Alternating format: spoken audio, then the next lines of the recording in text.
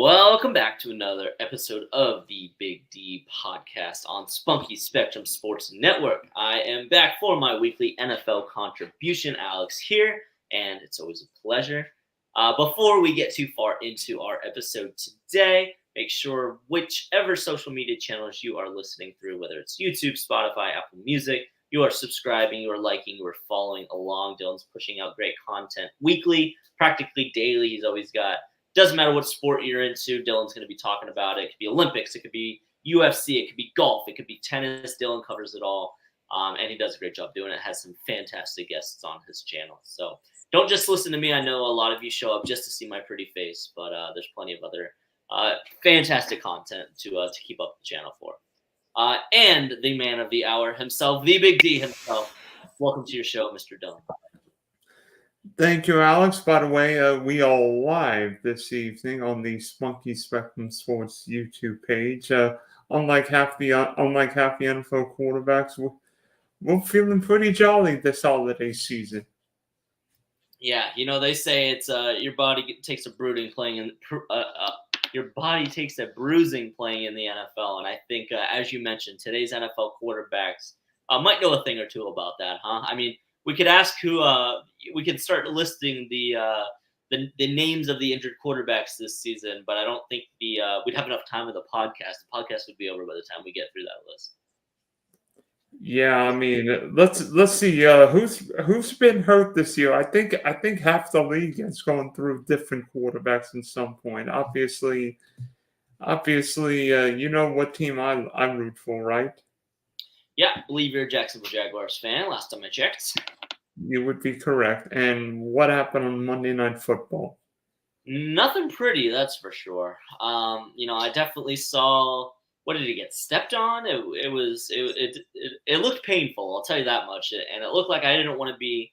Oh, and actually, while we're on this topic, Dylan, before we get too far, and I have to ask because as a NFL fan and that's not a Jaguars fan, did the owners of the Jacksonville Jaguars invest so much money into the pool in the stadium that they could not afford to purchase a cart for their injured players?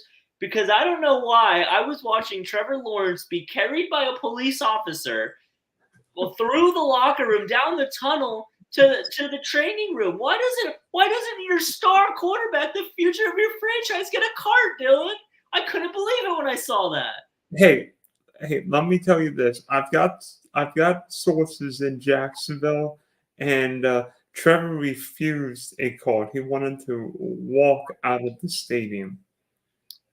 I mean, I get that you want to show that you're fine and you're a big, tough NFL player, but at the end of the day, you got to stay. I mean, you just got hurt. Just take the free ride to the locker room, get off your hurt ankle, and start recovering for next week. You're already playing in a Monday night game. It's already in a short week if you want to be able to come back the next week anyway. You're coming off a short week.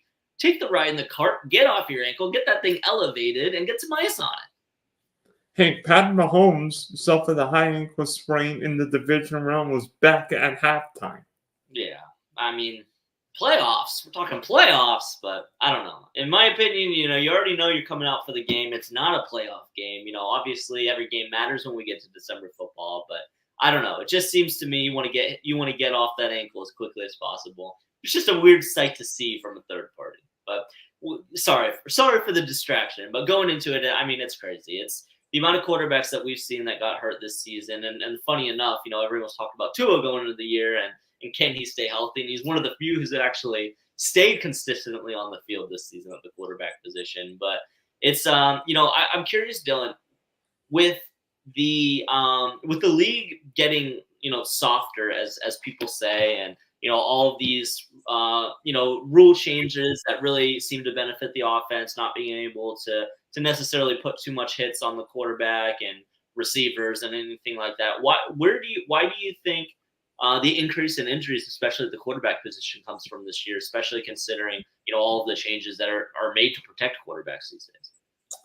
Well, so many of these quarterbacks run. I mean, Justin Fields, Lamar Jackson, Trey Lance, whenever he played for the 49ers, ran. Joe Burrow, even a Trevor Lawrence can run. Mahomes, so many of these guys run. And guess what happens when you run and leave the pocket? You're going to take more hits. Yeah. And B, I don't think I've ever seen Wolves' offensive line play ever. Offensive lines rarely stay intact anymore, and there's not a cohesiveness that you see with O-line plays.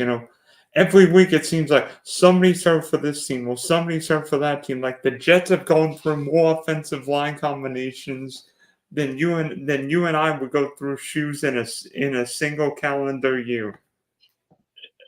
No, it's a great analogy, and it's a good point. I mean, especially with the mobility, of course, the quarterback position is evolving, and that mobility has become such a big factor, which I fully agree it leads to more potential for injuries. But I think yeah, I think you're onto something with that second point as well. Not only specifically on the offensive line side of things, which I do agree with you there.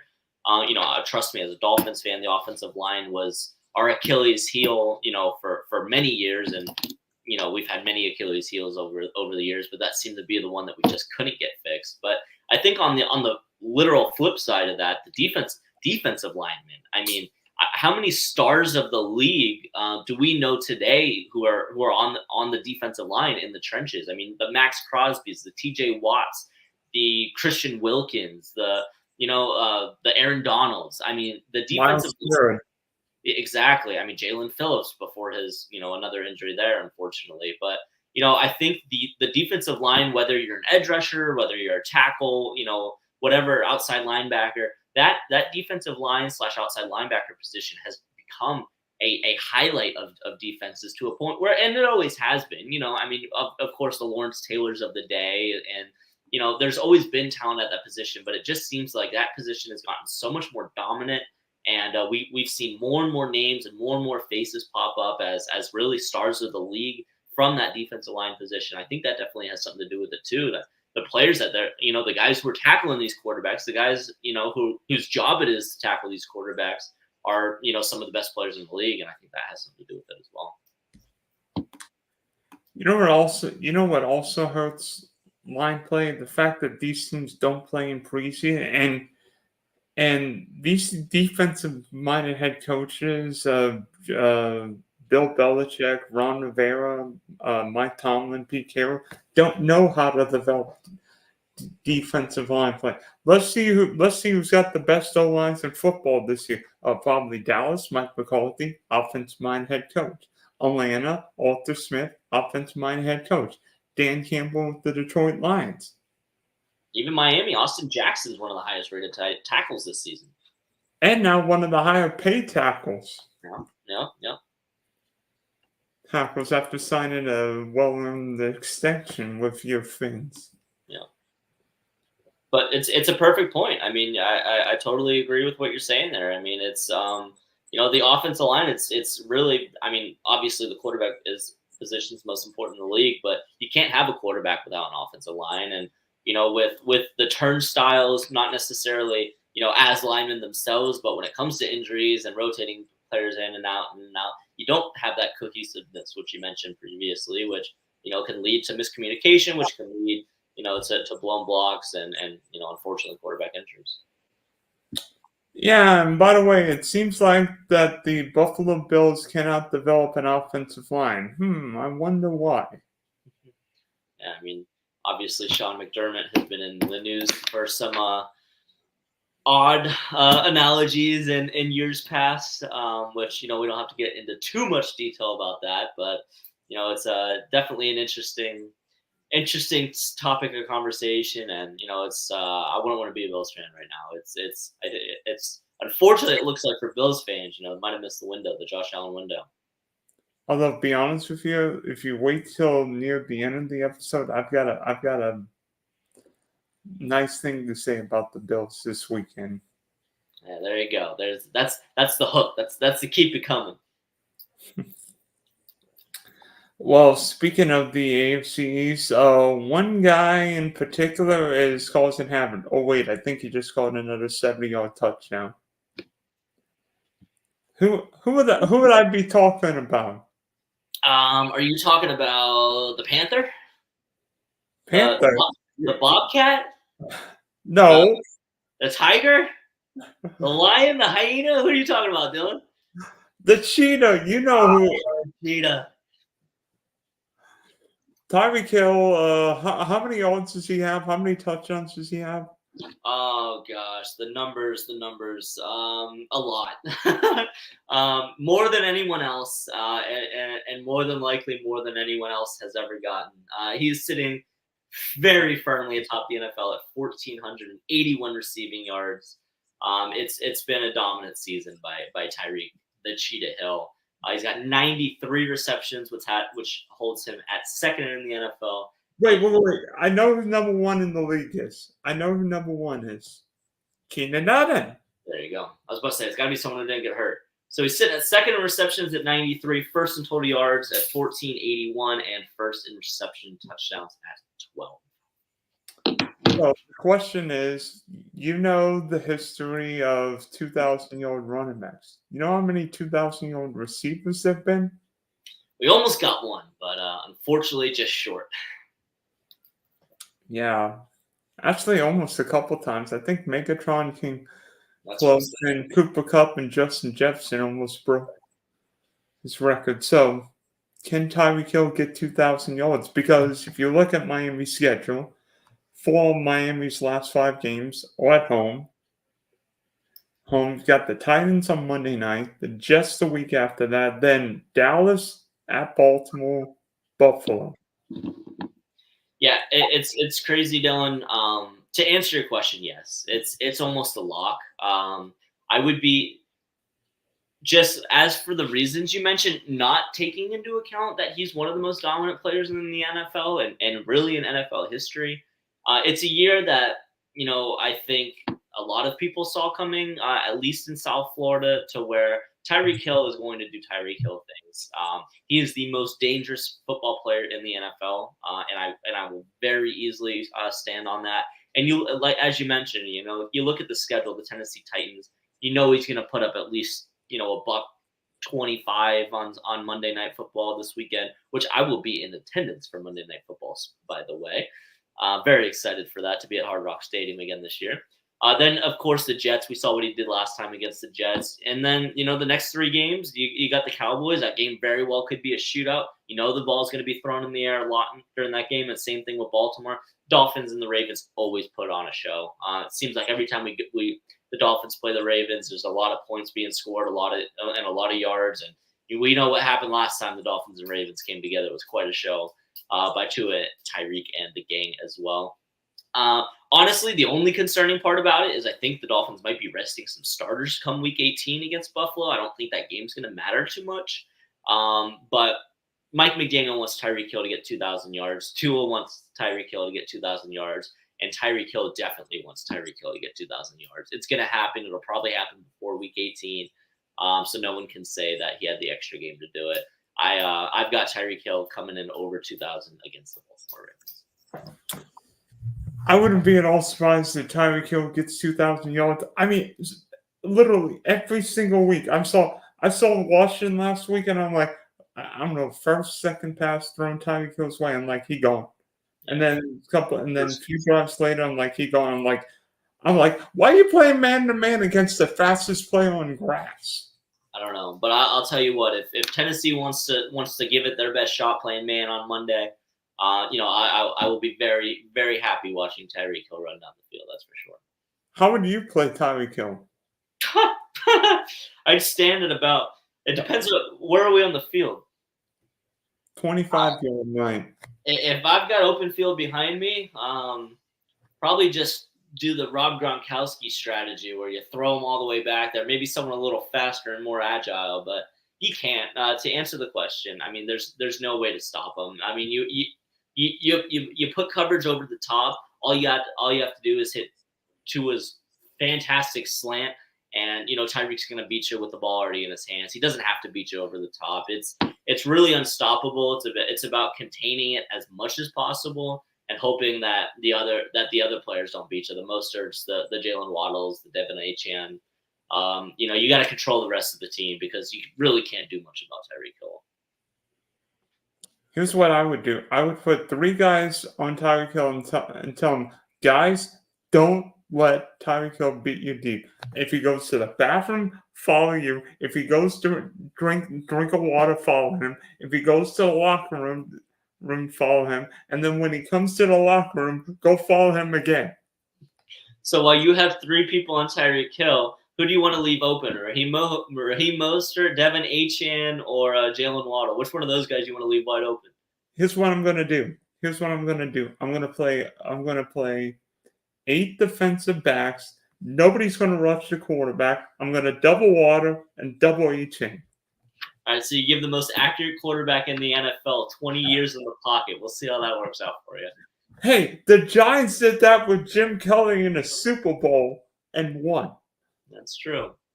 But that was also, 30 years ago? And you know who was the Giant defensive coordinator in Super Bowl 25? You might have heard of him. Who was that? Bill Belichick. I don't know. Maybe once or twice. Name sounds familiar.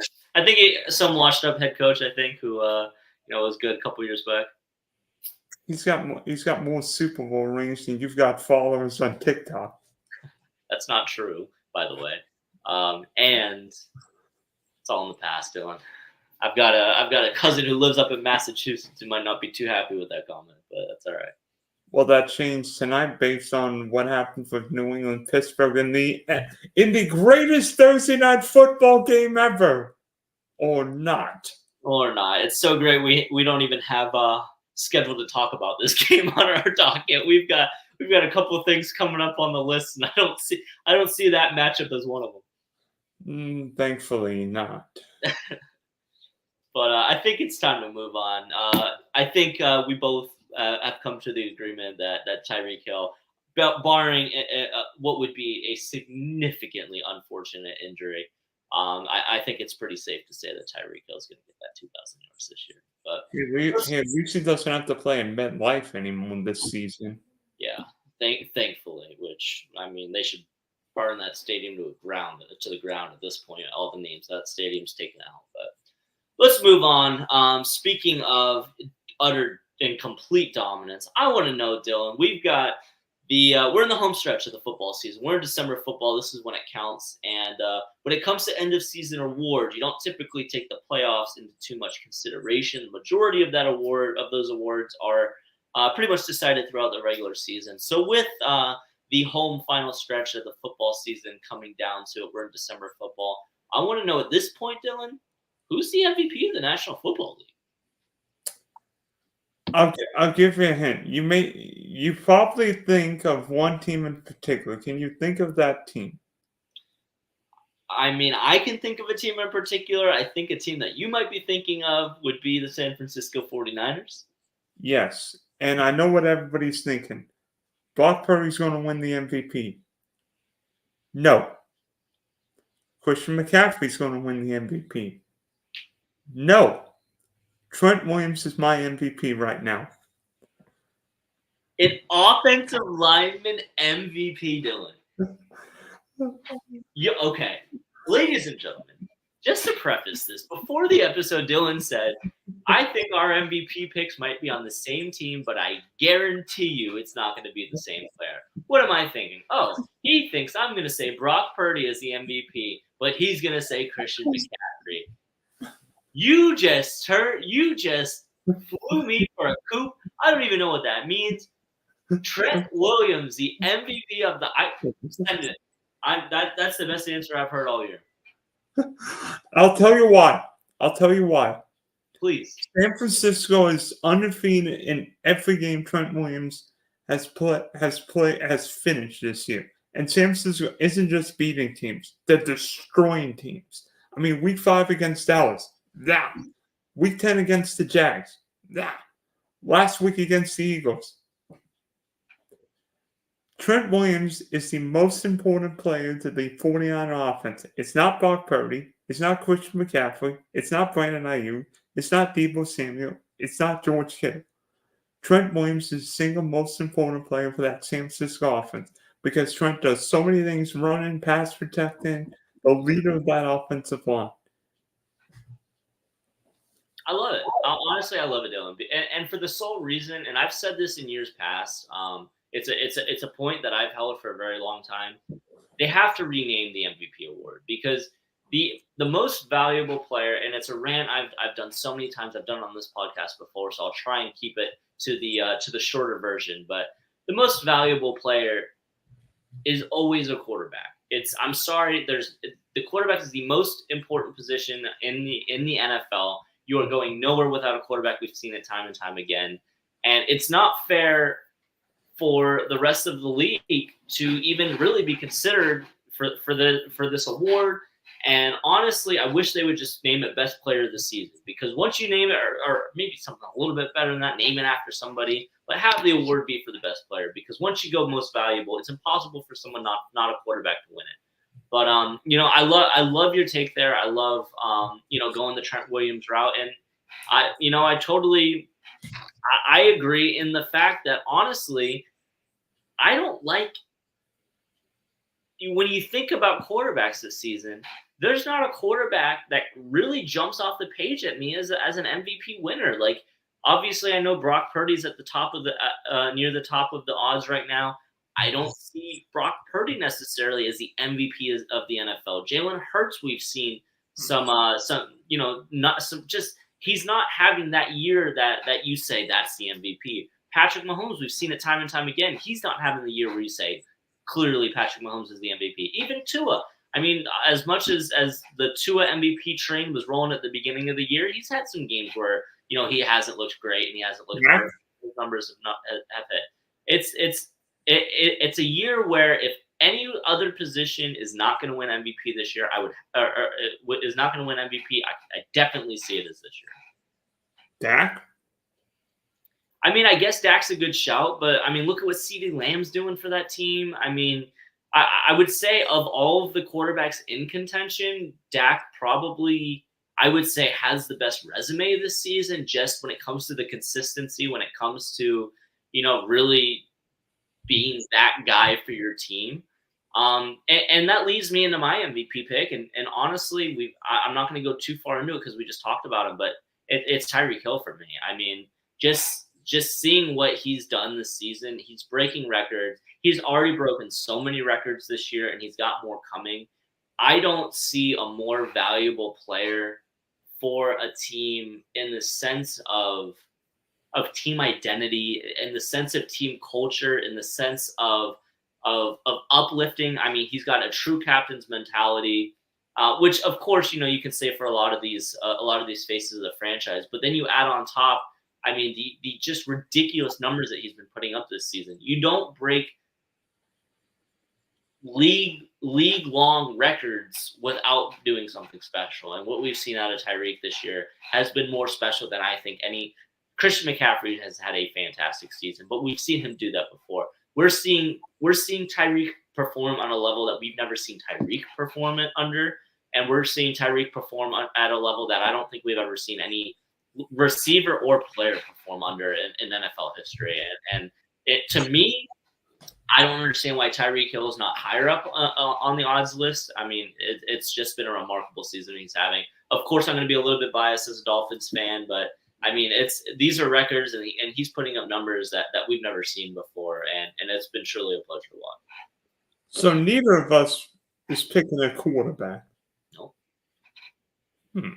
One of us picking a wide receiver, one of us picking an offensive lineman. Where's your Heisman vote? Yeah, right. I'm kidding. I'll tell you what, Dylan. I got to go on Hard Rock Bets right now and see what the odds are for Trent Williams for MVP, because he's not listed. He's not listed on the DK Sportsbook. Tyreek Hill is plus 1,600. Hey, I'll say honestly, I'll take Tyreek Hill at plus 1,600 any other week. I think I don't think he'll get it, but I think he deserves it. All right. Well, seemingly there's a big-time rivalry game every single week. This week it's Philly-Dallas playing. We know what happened in Week 9 where Dallas literally stepped out of bounds twice and ended up, a yard short of winning at the link. So, who are your top 5 rivalries in the NFL?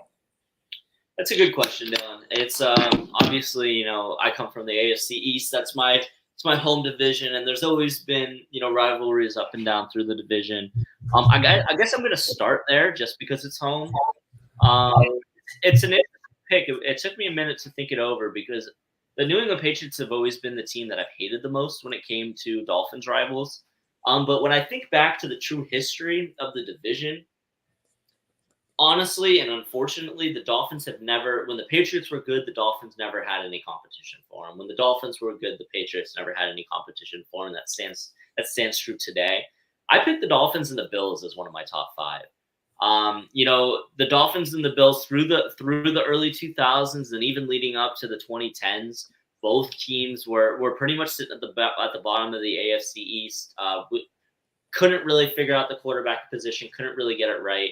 And then look where we are now. I mean, the Dolphins and the Bills have been the two teams in recent AFC East history that have been, the top tier of the AFC East. And then you go back to the 80s with Jim Kelly and Dan Marino, and unfortunately I wasn't there to see it, but I've always heard the stories of Brian Cox flipping off the Bills fans walking through Buffalo, and obviously Dolphins fans hating on the Bills for losing 4 in a row. I always think it just seems like the Dolphins and the Jets, both teams have been bad for a while. The Dolphins and the Patriots steamrolled us for 20 years. There really wasn't much of a rivalry there.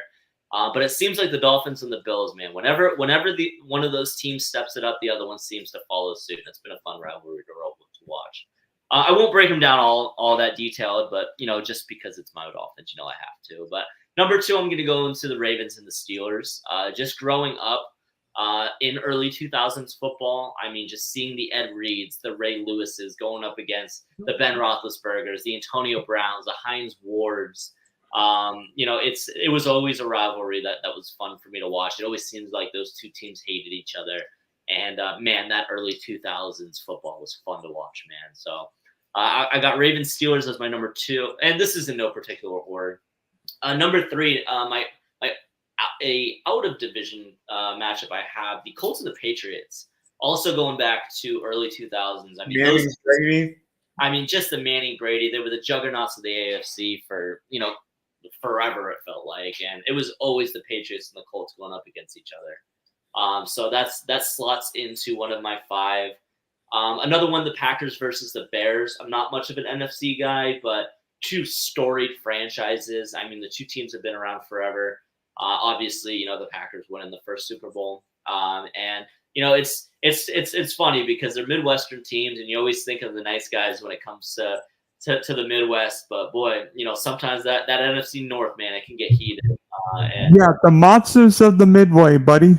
Yeah, exactly. So gotta give some love to just some OG hard-nosed football there. And then very last one, I gotta go with the NFC East. Just the NFC East, maybe minus Washington. Just even back in the 80s, Washington was a good football team, but it just seems like all those teams hate each other. Whether it's the Eagles, Cowboys, Giants, none of them get along. Every day is a rivalry day for them, and there's got to be a lot of fun in that division with the rivalry. So I guess my ticker: Fins, Bills, Ravens, Steelers, Colts, Pats, Packers, Bears, and the NFC. Well, number 5 is Dallas, Pittsburgh, and yes, these teams don't play each other every year, but you think of Super Bowls, you think of Super Bowl 10, Super Bowl 13, Super Bowl 30, all the great players on both sides. You think Landry, you think Chuck Noll, Bradshaw, Roger Staubach, Stallwolf, Wolfman Swan, Franco Harris, the Steel Curtain defense. You think the Cowboys with Tony Pollard, all those great players, even back to Super Bowl 30 with Bill Cowell and Barry Switzer. Yeah. So number 4, I'm going to the Battle of Ohio. Would that be Browns Bengals? Because you think Paul Brown was a great head coach for the Cleveland Browns, and then left, and then they kicked him out of town, and then he came back with the Bengals, and then since then it's like, bam, they hate each other. I don't think back to the 80s with so many great AFC Central Central battles. Number 3, I feel incomplete not having an NFC East rivalry Giants, Eagles, Northeast, New York, Philly. Philly always thinks of itself as that tough guy, that we're the toughest team. With the Giants, where it seemed like Michael Strahan and John Runyon always went at it. And you think Miracle at the Meadowlands with Herman Edwards picking up that fumble, and Miracle at the Meadowlands Dos with a recently retired Deshaun Jackson is still returning. It's still giving Tom Coughlin nightmares. One of the best plays I've ever seen. If you're an Eagle fan, that's probably Christmas. If you're a Giant fan, you probably think it's you know what. Yeah. 2, how about an old AFL rivalry for you? Good old AFC West. Could you guess what I'm thinking now? I'm guessing Kansas City's one of them. Yes, and who is Kansas City's big-time rival? I guess. I mean, their biggest. Who's their biggest rival? The Raiders. Okay, that's right. So, I mean, I think of so many great AFL, AFC memories. AFC, I've always been in the same division, hated each other. I mean, like Marcus Allen was silver and black, then he went to the Chiefs. He looked so plus, I mean, back in the 70s with Hank Stram and John Madden, I mean, so many great players on both sides. All the venge. I mean, you imagine how many of those guys would have been fined and would ejected from games. Bill Romanowski.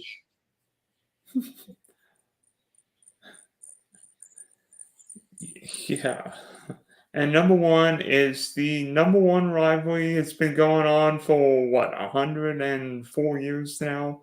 It's Packers Bears. Yeah. I mean, too many head coaches, so many players, so many fan bases. They're close enough where the teams could bust from Lambeau to Soldier Field. And there's so much history. You cannot tell the history of the NFL without this game.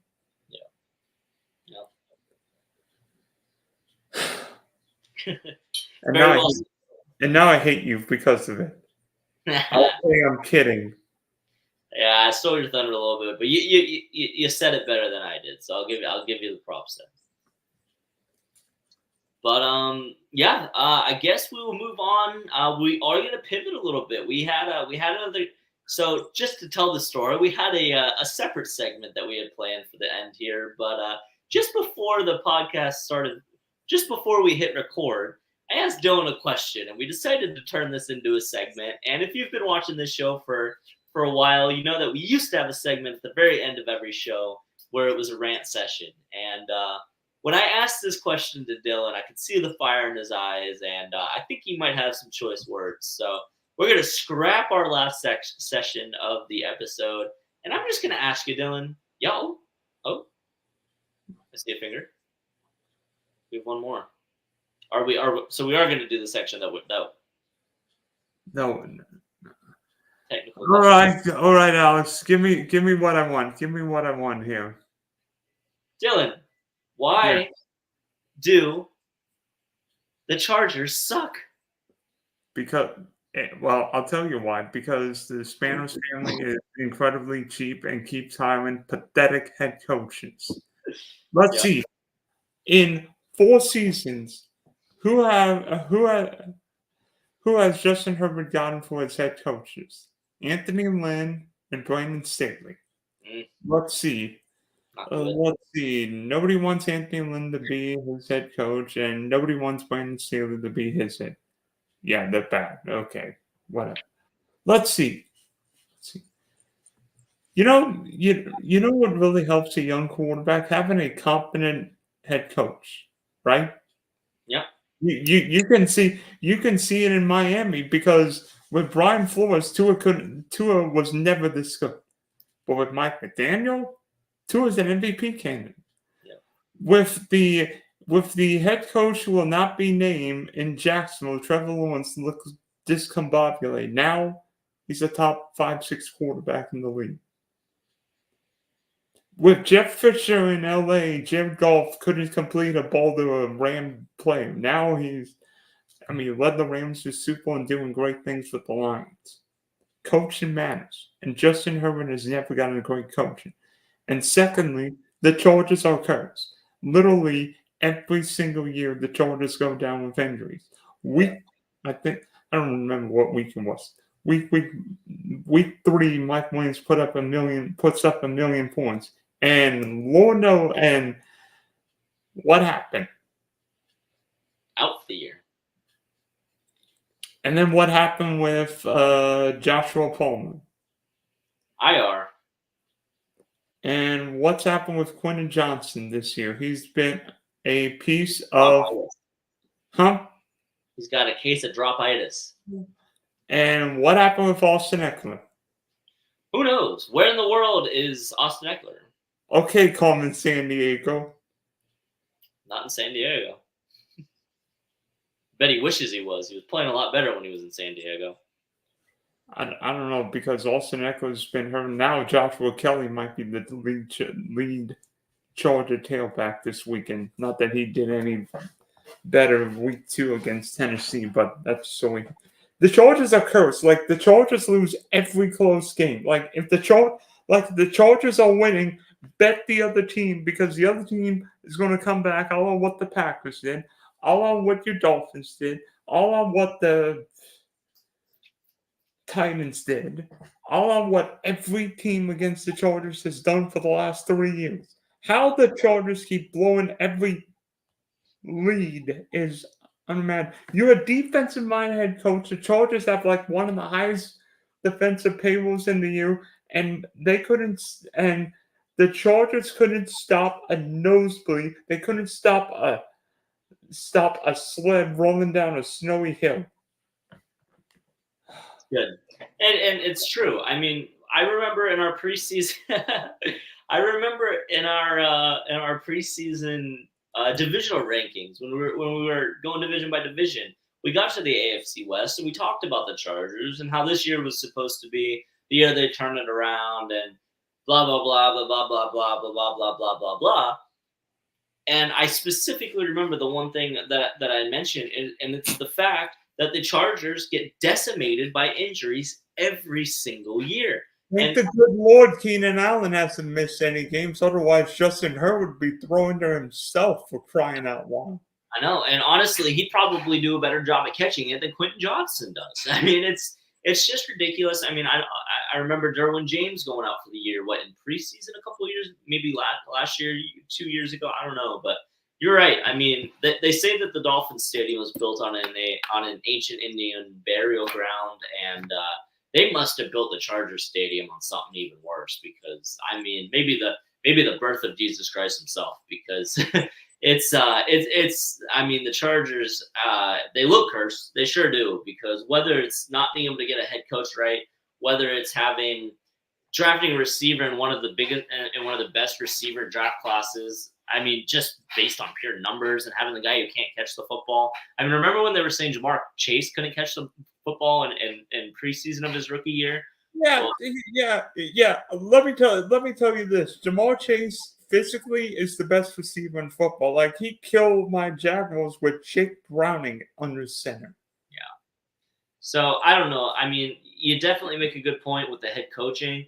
In my opinion, I don't know. You get a good coach in there. I almost feel like the attitude and the culture in that locker room is so defeated, because why would they not be? I mean, what was the last real significant thing that the Chargers pulled off? Like, it's just blew a 27-0 playoff lead. Like, you get to the playoffs and you embarrass yourselves. It's a franchise where I would be so frustrated if I was a fan of, because it's not like you can't even go back to the good old days. I mean, your good old days are Phillip Rivers and LaDainian and Tomlinson and Vincent Jackson, but old school Charger fans will remember Dan Fouts, Doug Flutie, I guess Drew Brees, but what did they do? What did they do? They win a Super Bowl? Did they go to a Super Bowl? Chargers went to the Super Bowl with Stan Humphries. Yeah, how'd that go for them? Well, yeah, they faced the 94 Niners. Maybe the best team of all time, with Deion Sanders, Sherry Rice, Steve Young, Ricky Waters. Yeah, well, I mean, honestly, with the Chargers left, they could have gone against the 2012 Lions, and I think they went ahead the same result. You mean But 2008 Lions, right? yeah, you're right. I mean, honestly, I figured I could pick a year 10 years ago, and the Lions would have been bad. Oh, by the way, Ezekiel Elliott scored a touchdown in the Thursday night game. Oh man, the over's gonna hit. Maybe New England will feed him. No, I don't know. I think it's You gonna be have one more, Alex. Do you have a bold prediction for Week 14? a bold prediction for I gotta. You're throwing curveballs at me, Dylan. A bold prediction for Week 14. I know you have one. Why don't you go first, and I'll follow you up. No, I want you to go first. I'm not gonna take yours. I know what yours is. No, go ahead. Go ahead. I've got 3 in case you take mine. I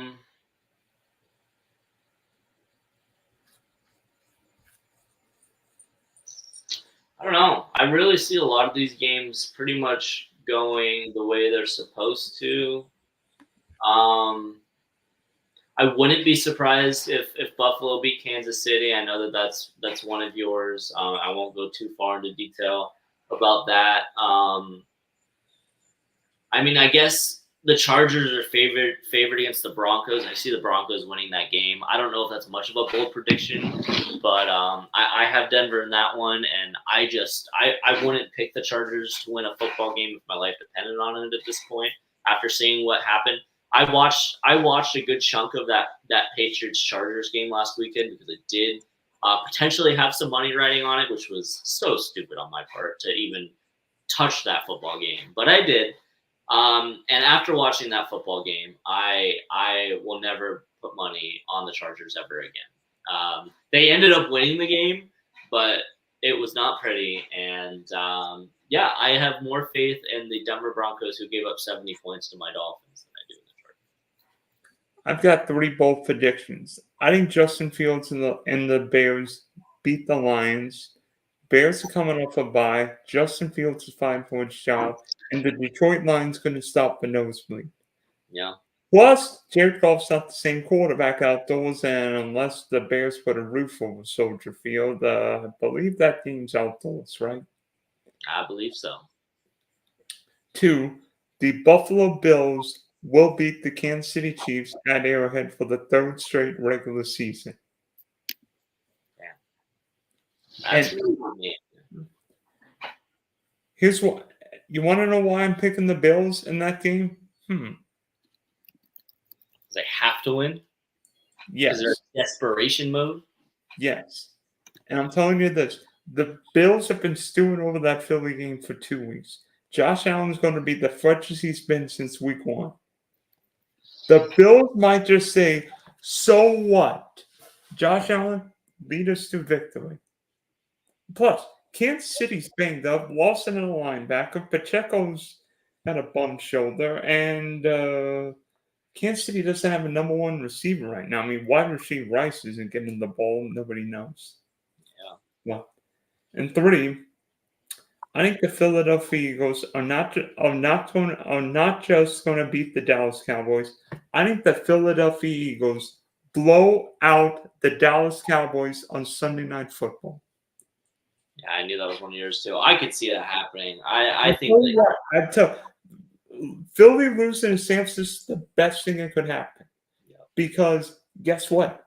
It doesn't matter. If the Eagles win this week, Philly gets home field advantage throughout the playoffs, or likely gets home field advantage throughout the playoffs. Yeah. Yes, the Cowboys have a 3-day rest advantage, but Mike McCarthy underwent an appendectomy or whatever surgery it is. Yeah. Not that it matters. I mean, although Cowboys have done really well this year, I love the way Dak's play. I just have a sneaky suspicion the Eagles are going to come back with a vengeance this week. And the Eagles know they haven't played well lately. And maybe this is the game where Dak throws one to the other team. Yeah.